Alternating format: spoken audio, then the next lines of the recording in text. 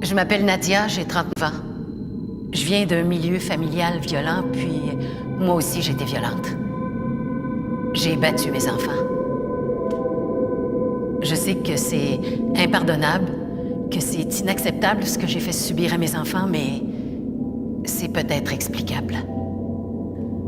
Mon père nous battait avec une ceinture, jusqu'au sang. Il était violent aussi envers notre mère. On était 8 enfants.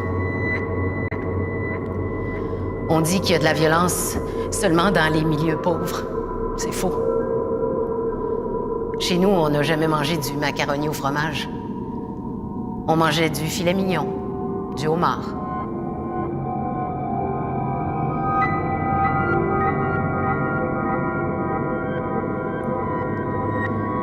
J'ai eu des enfants avec des conjoints violents. Je me faisais battre. Une fois, j'ai été aux soins intensifs pendant 2 jours. J'avais tout le visage défait. Tu te fais frapper, puis un jour, tu te mets à frapper. J'avais 4 enfants et je les élevais toute seule. J'ai battu mes 2 plus vieux de 12 et 13 ans. Ils vivaient leur crise d'adolescence. J'acceptais pas d'être confrontée. Je leur demandais la perfection. Ils n'avaient pas le droit à l'erreur. Cet enfer a duré 5 ans.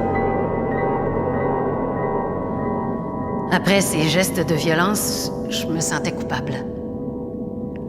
Je me cachais dans ma chambre. Je pleurais.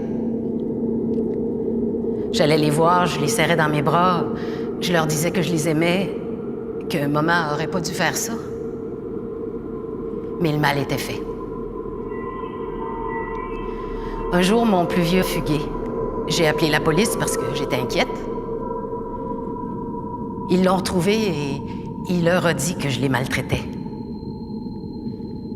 J'ai eu une sentence sévère. 2 ans moins un jour. Accusée de voies de fait et de négligence criminelle.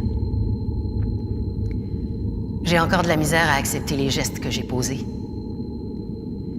Mes enfants, je les ai carrément perdus, placés par la DPJ.